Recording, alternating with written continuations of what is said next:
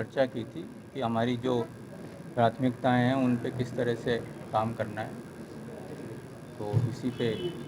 बातचीत हुई। सर, किस तरह का फीडबैक निकल कर आया है कि कई जो सीईओ स्तर के अधिकारी है उनकी ठीक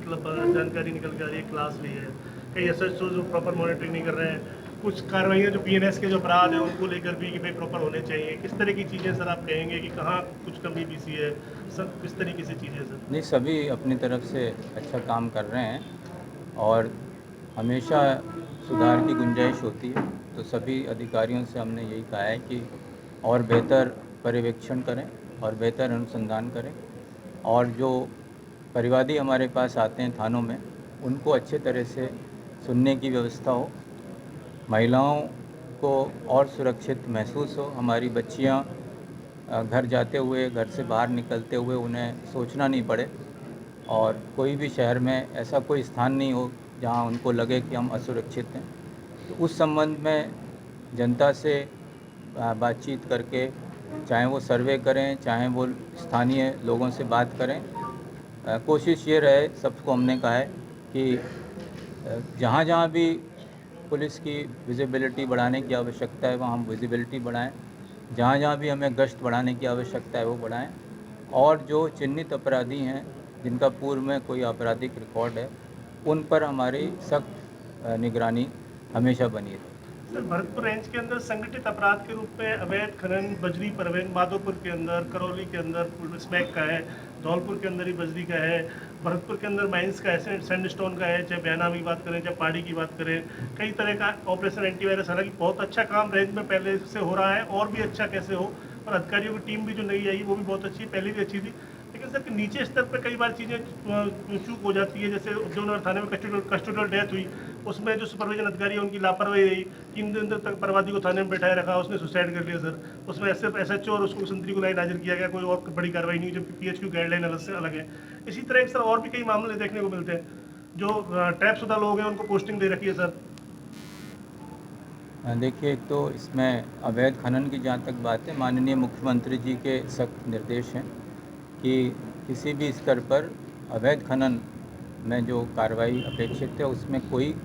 लापरवाही नहीं होनी चाहिए, और ये हमने आज माननीय मुख्यमंत्री जी के निर्देशों से अपने सभी अधिकारियों को पुनः अवगत भी कराया है कि इसमें हम कोई किसी तरह की लापरवाही बर्दाश्त नहीं होगी। रही बात पुलिस हिरासत में एक मृत्यु की, उसके लिए सभी को एक बार पुनः कहा गया है कि ये कतई बर्दाश्त नहीं होगा कि थाने में इस तरह की कोई परिस्थिति उत्पन्न हो, चाहे वो स्वाभाविक मृत्यु हो या किसी अन्य कारण से, परंतु अगर ऐसी कोई घटना होती है तो वो न केवल उस व्यक्ति के परिवार के लिए बल्कि हम लोगों के लिए भी उतनी ही दुखद है। तो इसके लिए हमें जिस तरह की भी व्यवस्था करनी चाहिए वो हमारे अधिकारियों से हमने कहा है कि सजग रहें और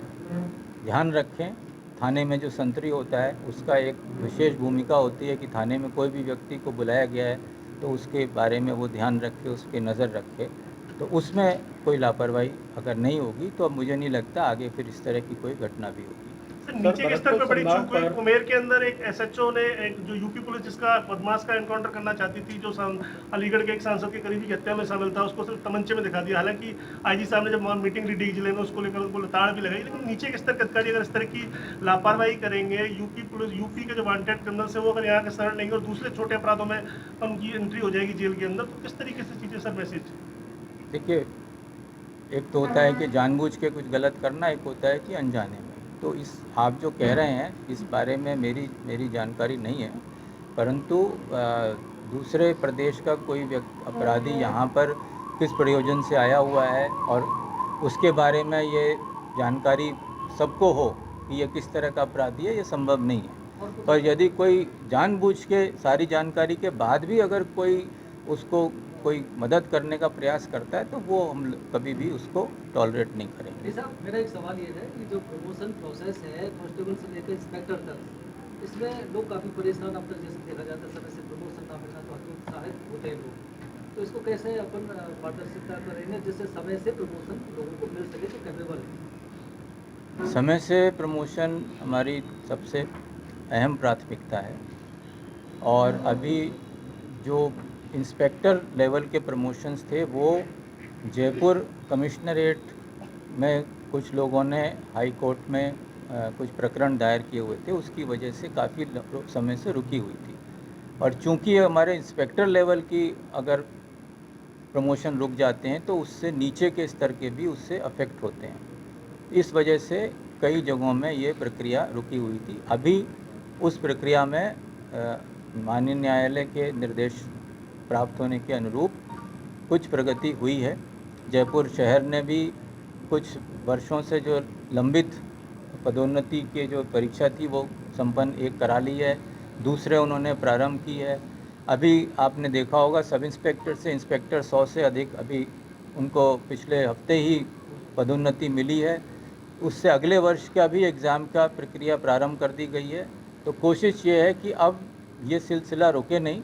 और लगातार वर्षवार जो भी हमारे पदोन्नतियां पेंडिंग थी उनको हम जल्दी से जल्दी पूरा करा दें। सर, भरतपुर संभाग में काफ़ी अच्छा पुलिसिंग काम कर रही है पूरे राजस्थान के। जो देखिए, जो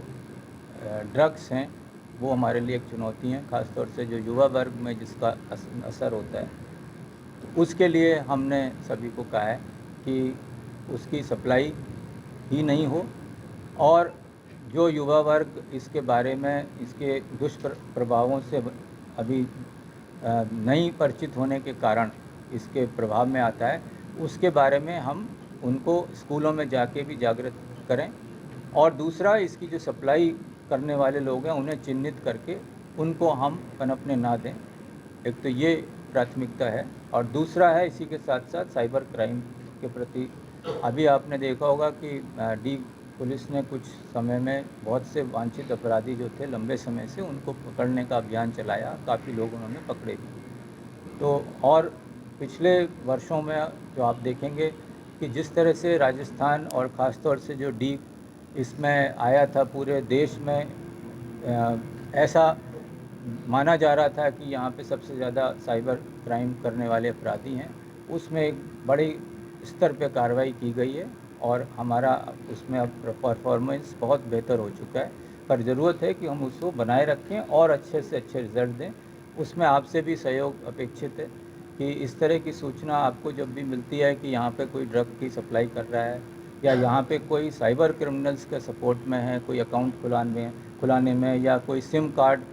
उपलब्ध कराने में मदद करता है, तो अगर आप बताएंगे तो और हमारी अच्छी कार्रवाई संभव हो पाएगी। सर, ट्रैफिक को लेकर क्या चीज़ें रहेंगी? लगातार जैसे वाहन दुर्घटनाएं जो होती हैं उनको कम करने की, ब्लैक स्पॉट को कम करने के लिए किस तरीके से कार्य योजना राजस्थान पुलिस की है? नेशनल हाईवे बहुत सारे हादसे होते हैं, लगातार बहुत सारे लोग मरते हैं। आप तो ट्रैफिक को लेकर लगातार ट्रैफिक के जो नियम से उनकी पालना कराने के लिए जाने जाते हैं। जो सड़क दुर्घटनाओं में मृत्यु होती है वो सबसे ज़्यादा अफसोसजनक होती है। आज हमने मीटिंग के दौरान प्रत्येक ज़िले में जो गत वर्षों में और इस वर्ष में अभी तक जो भी सड़क हादसों में मृत्यु हुई हैं उनकी भी समीक्षा की है और कोशिश ये है कि जो चिन्हित ब्लैक स्पॉट्स हैं, हॉट स्पॉट्स हैं जहाँ पे एक्सीडेंट होते हैं आमतौर पे, उनमें जो आवश्यक इंजीनियरिंग